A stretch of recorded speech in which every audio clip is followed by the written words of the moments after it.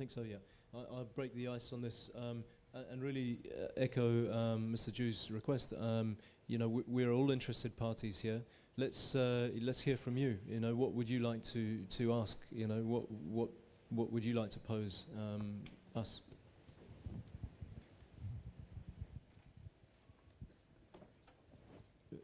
To add to what Chris is saying and what Mr. Zhu indicated, I think we had a very fruitful discussion sometimes yesterday. It extended to this morning.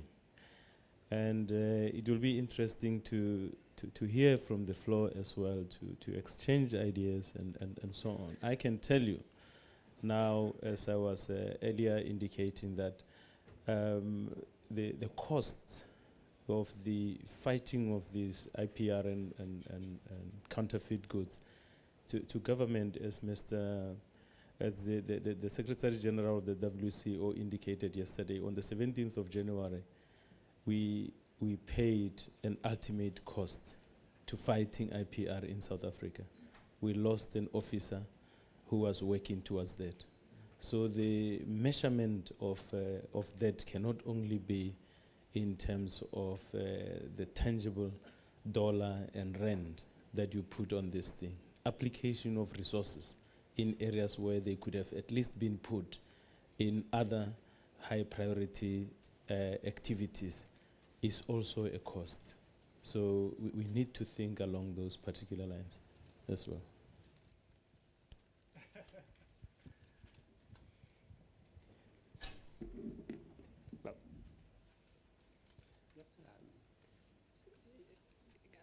I would say that first of all, we have been told that there's a massive problem of counterfeit, and this is quite clear. And secondly, there is a massive problem for storage and the cost of destruction. It is increasing. So we are faced with a massive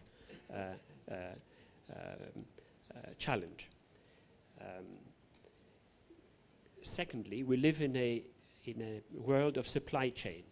In a world of supply chain, there is all the elements of the supply chain are relevant when it comes to fighting fraud, actually fighting counterfeit, ensuring product safety, and indeed security. So there's a supply chain approach that would be appropriate to more and more to organize in order to be more effective in also in fighting counterfeit and enforcing IPR. And if we do take that view, then the contractual relations between the elements of the supply chain are very relevant. And there's a need to see how through these contractual relations it is possible to trace the infringer or infringers, who ultimately, of course, need to pay for the counterfeit. So that, I would say, is a very useful and innovative approach to the debate that can be taken forward. Can I ask a question? Yes, please. Okay. I'm working for the pesticide industry, but I think I represent all brand owners, and I'm a member of BASCAP as well. Brand owners give billions of dollars worth of business to vessel companies to transport product, legitimate product. Now we're starting to discover that our own service providers, the vessel companies, are also counterfeiting and transporting the counterfeits, knowingly or unknowingly. So this is really not an issue of IPR. This is an issue of, does your CEO in your respective companies know that on one hand, you've got service providers delivering your legitimate product, and your very same service providers are delivering the counterfeit product to the EU. So really, it's a question for the CEOs to ask.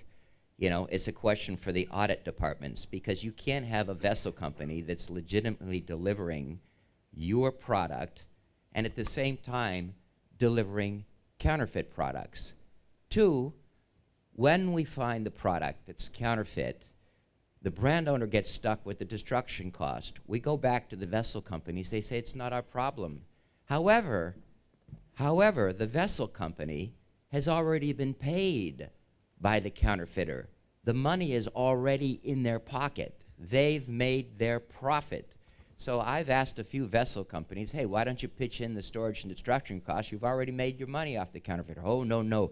EU regulation prevents it from happening, this, that, and other. So here's another thought for the EU. In the times of crisis that we've got now in finance, how can you possibly allow this under insist that legitimate companies are paying for the crimes of others? Okay, I mean, in the United States, customs pays for the storage and destruction costs of counterfeits.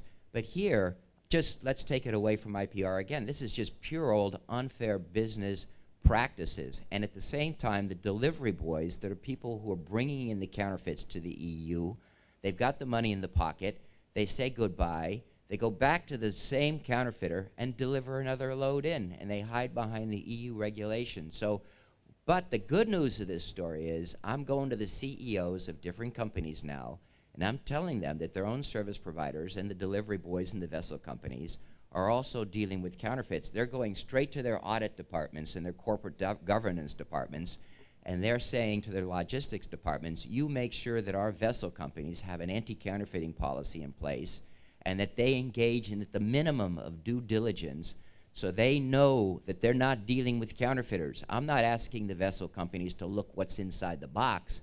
I'm asking them to ask one simple question: who are you?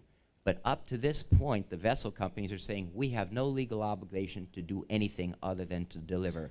But the thing that gets everybody's goats, including the CEOs of the clients of the vessel companies, is the vessel company's already been paid by the counterfeiter.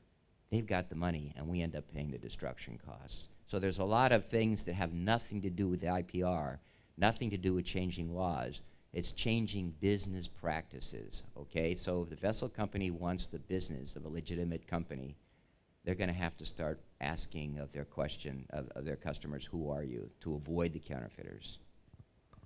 Okay, thank you. Would you like to take this issue?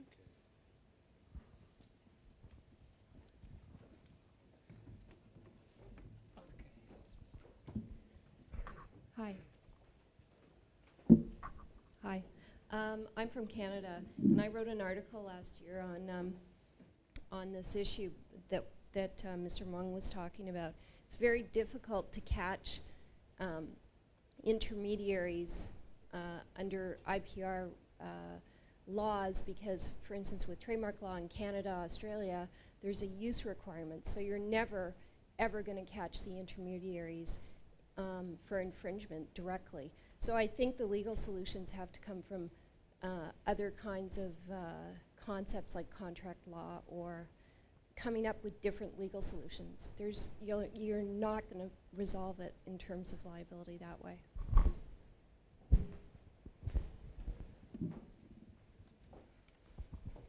Thank you.